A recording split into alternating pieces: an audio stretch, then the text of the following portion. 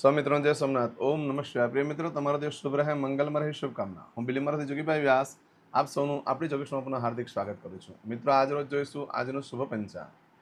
આ તારીખ છે 6/11/2025 ને ગુરુવાર, કારતક વદ એકમ તિથિ છે. આજે જે બાળકનો જન્મ થાય છે એની તિથિ ગણાય છે એકમ. આ એકમ તિથિ આજે બપોરે 2:57 પૂર્ણ થઈ જાય છે. ત્યાર પછી જે બાળકનો જન્મ થાય એની બીજ તિથિ ગણાશે. આજે જે બાળકનો જન્મ થાય છે નક્ષત્ર ગણાય છે ભરણી. આ ભરણી નક્ષત્ર આજે સાંજે 6:35 આજે સવારે 6:35 પૂર્ણ થઈ જાય છે. ધ્યાન રાખજો. આજે જે બાળકનો જન્મ થાય છે એનું નક્ષત્ર ગણાય છે ભરણી. આ ભરણી નક્ષત્ર આજે સવારે 6:35 પૂર્ણ થઈ જાય, ત્યાર પછી જે બાળકનો જન્મ થાય એનું કૃતિકા નક્ષત્ર ગણાશે. આજે જે બાળકનો જન્મ થાય છે એનો યોગ ગણાય છે વ્યતિપાત. આ વ્યતિપાત યોગ આજે સવારે 7:05 પૂર્ણ થઈ જાય, ત્યાર પછી જે બાળકનો જન્મ થાય એનો વર્યાન યોગ ગણાશે. આજે જે બાળકનો જન્મ થાય છે એનું કરણ ગણાય છે કૌલવ. કૌલવ કરણ આજે બપોરે 2:57 પૂર્ણ થઈ જાય, ત્યાર પછી જે બાળકનો જન્મ થાય એનું તેતિલ કરણ ગણાશે. આજે જે બાળકનો જન્મ થાય છે એની રાશિ ગણાય છે મેષ. મેષ રાશિની અંદર અક્ષર આવે છે અલઈ. મેષ રાશિનો સ્વામી મંગળ છે. પરંતુ મિત્રો, આ મેષ રાશિ આજે સવારે 11:48 પૂર્ણ થઈ જાય છે. આજે રાશિ બદલાય છે, ધ્યાન રાખજો. આજે સવારે 11:48 પછી જે બાળકનો જન્મ થાય એની વૃષભ રાશિ ગણાશે. વૃષભ રાશિનો અક્ષર આવે છે બ. વૃષભ રાશિનો સ્વામી શુક્ર છે. આ વૃષભ રાશિ આજે સવારે 11:48 શરૂ થાય છે. આજે આખો દિવસ રહેશે. 8 તારીખે સવારે 11:15 પૂર્ણ થાય છે. એટલે ત્યાં સુધી જે બાળકોનો જન્મ થાય બધાની રાશિ વૃષભ ગણાશે. આ રાશિ તિથિ વાર નક્ષત્ર યોગ કરણનું બહુ જ મહત્વ છે. એમાં જેનો પણ જન્મ હોય તેની ચોક્કસ પ્રમાણે પૂજા વિધિ કરી લેવી જોઈએ, જેથી કરીને તમારું જીવન સરળ બની જાય. આજે જે કોઈ મારા સબસ્ક્રાઇબ મિત્રમાં ઘર પરિવારમાંથી કોઈ પણ સદસ્યની વર્ષગાંઠ છે, મેરેજ એનિવર્સરી છે, એ બધાને મારે ઘણી ઘણી શુભકામના. તમારા જીવનમાં ખૂબ પ્રગતિ ઉન્નતિ થાય. ભગવાન શંકર તમારી બધી મનોકામના પૂર્ણ કરે. આજે સવારમાં ઉઠી આજનો સુકન કરેલો, જેથી કરીને આખું વર્ષ તમારું સુંદર રીતે વ્યતીત થાય. આજના દિવસે જે કોઈ મારા સબસ્ક્રાઇબ મિત્ર, અમારા ઘર પરિવારમાંથી કોઈ પણ સદસ્ય કોઈ જગ્યાએ ઇન્ટરવ્યૂ આપવા જઈ રહ્યા છે, કોઈ નોકરી ધંધા માટે જરૂરી છે, કોઈ પરીક્ષા આપવા જરૂરી છે, કોઈ યાત્રા પ્રવાસ માટે જરૂરી છે, આજે કોઈ જાન લઈને જરૂરી છે, કોઈ વિદેશમાં જરૂરી છે, કોઈનું ઓપરેશન, કોઈની ડિલિવરી, કોઈની સગાઈ, કોઈ રમત ગમતમાં ભાગ લેવા જઈ રહ્યું છે, આજે કોઈને છઠ્ઠીની પૂજા હોય છે. આવા કોઈ પણ કાર્ય તમે કરવા જઈ રહ્યા હોય, દરેક કાર્યમાં તમને દિવ્ય સફળતા પ્રાપ્ત થાય. હું સોમનાથ દાદાને પ્રાર્થના કરું છું. પરંતુ મિત્રો, આજના દિવસે સવારમાં ઉઠી આજનું સુકન કરીને નીકળજો, જેથી કરીને કાર્યમાં સારી સફળતા મળી શકે.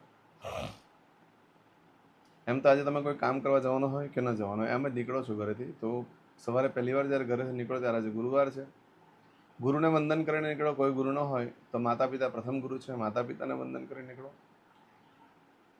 ઘરે દેવસ્થાનમાં ભગવાનને વંદન કરીને જવાનું કે મારા કાર્યમાં મારી સાથે રહેજો, તો કાર્ય સિદ્ધ થઈ જશે તમારું. આજે કોઈ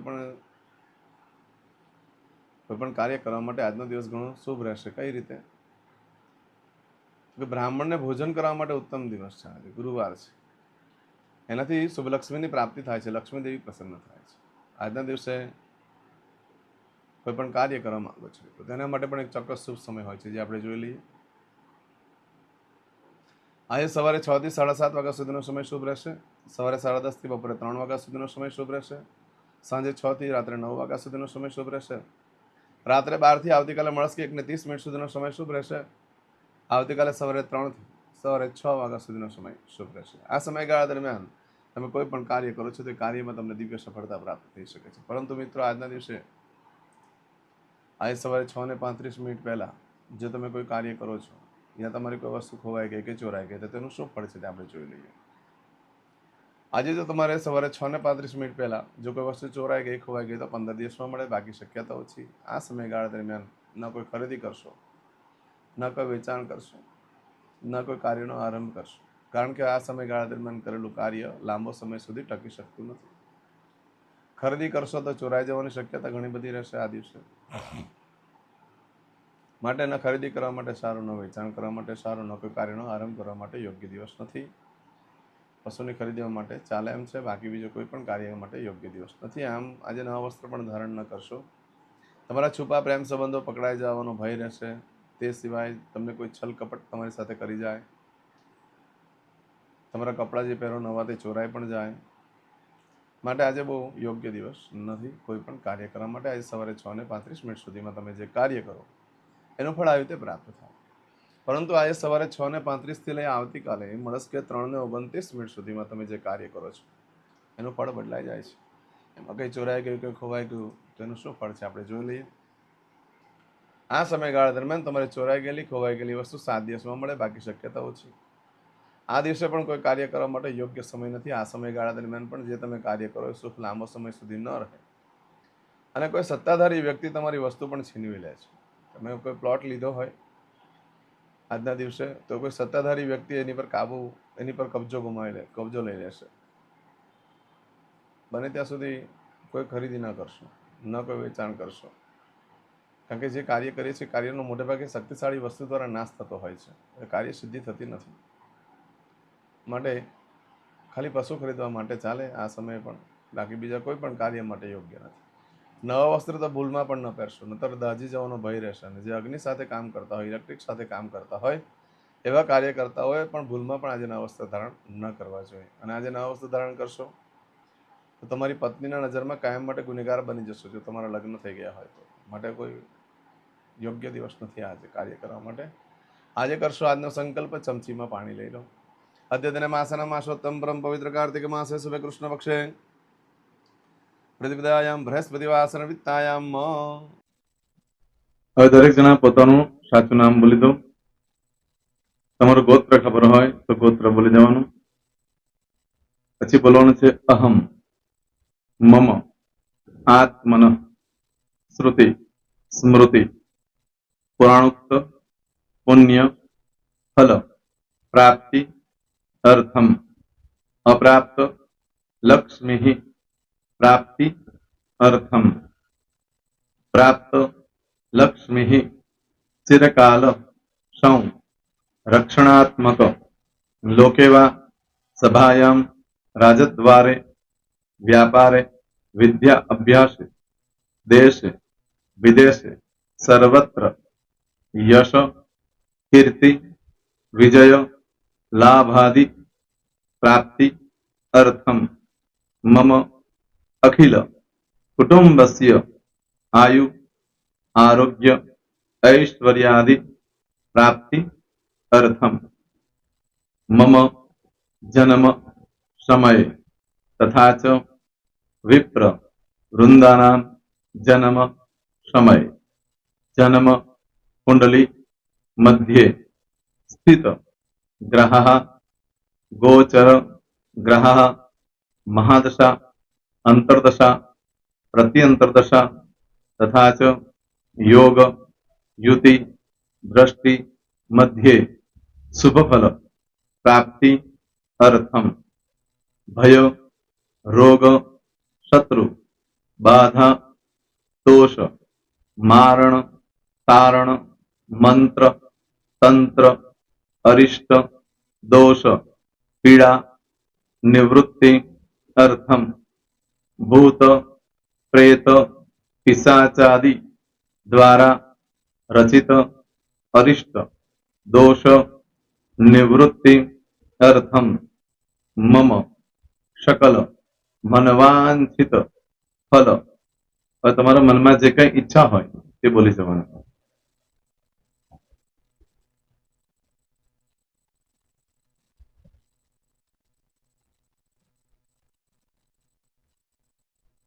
બોલવાનું અનુસાર્થ સકલ મનવાંછિત ફલ પ્રાપ્તિ અર્થમ. હવે જે બરકતની પૂજા વાળા છે એ લોકો તો આ બધું બોલવાનું જ હોય છે, એ લોકો માટે કોઈ સ્પેશિયલ નથી. પણ જે લોકોએ હવે જે કહું છું તે લોકોએ જ બોલવાનું. જેના લગ્ન થઈ ગયા હોય એ લોકોએ બોલવાનું છે. મમ દાંપત્ય જીવન મધ્યે સુખાકારી પ્રાપ્તિ અર્થમ પુત્ર પૌત્રાદિ સંતતિ પ્રાપ્તિ અર્થમ. આ સંતાન પ્રાપ્તિ વાળા માટે પણ આવી જાય છે એમાં.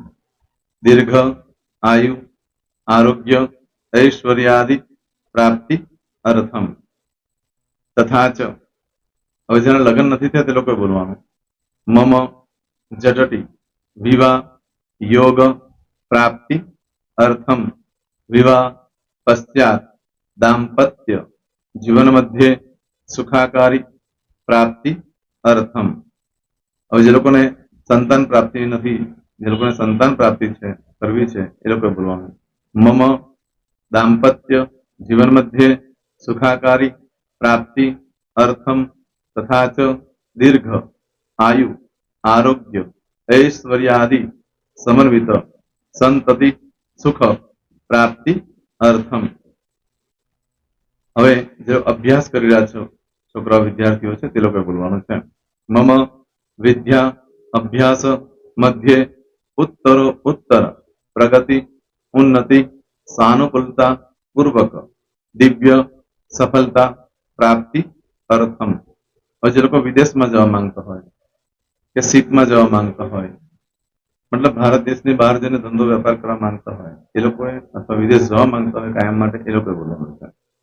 મમ જટટી વિદેશ ગમન યોગ પ્રાપ્તિ અર્થમ વિદેશ ગમન કાર્ય મધ્યે સાનુકૂલતા પૂર્વક દિવ્ય સફળતા પ્રાપ્તિ અર્થમ.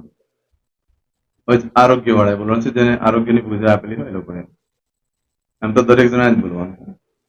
બોલો. મમ આયુ આરોગ્ય ઐશ્વર્યાદિ પ્રાપ્તિ અર્થમ.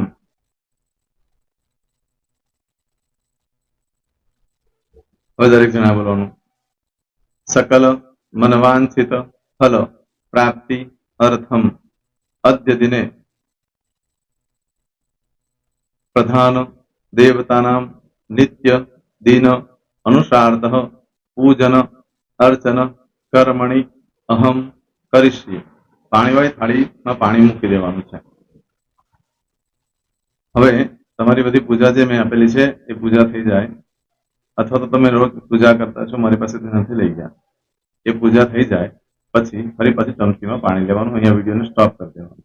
પૂજા પતે એટલે પાછું આગળનું કરવાનું છે. અહીંયા વિડીયો સ્ટોપ કરી દેવાનું અને પૂજા પતે એટલે બોલવાનું છે. વિષ્ણવે વિષ્ણવે વિષ્ણવે નમો નમઃ વિષ્ણુ સ્મરણા સર્વમ પરિપૂર્ણ અસ્તુ. એતાની ગંધ પુષ્પ ધૂપ દીપ નૈવેદ્ય તાંબૂલ પ્રદક્ષિણા સહિત પ્રણુ મમ સકલ મનવાંછિત ફલ પ્રાપ્તિ અર્થમ પૂજન અર્ચન પ્રિયદાન ન મમ. પાણી મૂકી દેવાનું, પાછું પાણી લેવાનું. પૂજન અર્ચન બ્રહ્માર્પણમસ્તુ. નીચે જમીન પર પાણી મૂકો, એમાં આંગળી ઘસી કપાળમાં તિલક કરી દો. કપાળમાં જમીન પર પાણી મૂક્યું છે એમાં. ત્યાર પછી ભગવાનને કહેવાનું કે હે પ્રભુ, આજે પૂજા કરતા કઈ પણ પ્રકારની ભૂલચૂક થઈ ગઈ હોય તો અમને ક્ષમા કરજો. અમે તમારા બાળક છીએ. પ્રભુ, તમારો ખૂબ આભાર માનું છું. આજે મારી પાસે તમારી પૂજા કરાવી, મારી મનોકામના પૂર્ણ કરી. પ્રાર્થના કરી દો. જગ્યા પરથી ઉભા થઈ શ્રીનારાયણ ભગવાનને પાણી ચડાવી દો અને નિત્ય કર્મ જે કરતા હોય તે કરો. જય સ્વામિનારાયણ. તમારો દિવસ શુભ રહે. તમે અને તમારો પરિવાર સુખી રહે, સંપન્ન રહે, સુરક્ષિત રહે, એ ભગવાન સોમનાથ દાદાને પ્રાર્થના. તો મિત્રો, તમે મારા વિડીયોને લાઈક ના આપી હોય તો સૌથી પહેલા લાઈક આપી દો. અને ત્યાર પછી જો તમે મારી આ ચેનલ સબસ્ક્રાઇબ ન કરી હોય તો સૌથી પહેલા સબસ્ક્રાઇબ કરી લો અને બેલ આઇકોન ઓલ પર ક્લિક કરવાનું ભૂલશો નહીં, જેથી કરીને સૌથી પહેલા નવી વિડીયો જે કંઈ મૂકું એ તમને મળે. મિત્રો, કંઈ પણ મૂંઝવણ હોય તો મને આ નંબર પર તમે ફોન કરીને પૂછી શકો છો. મારો મોબાઈલ નંબર છે 9825546459. મિત્રો, કોમેન્ટ્સમાં જય સોમનાથ લખવાનું ભૂલશો નહીં. ફરી પાછા નવા વિડીયો સાથે મળીએ. ત્યાં સુધી સૌને જય સોમનાથ.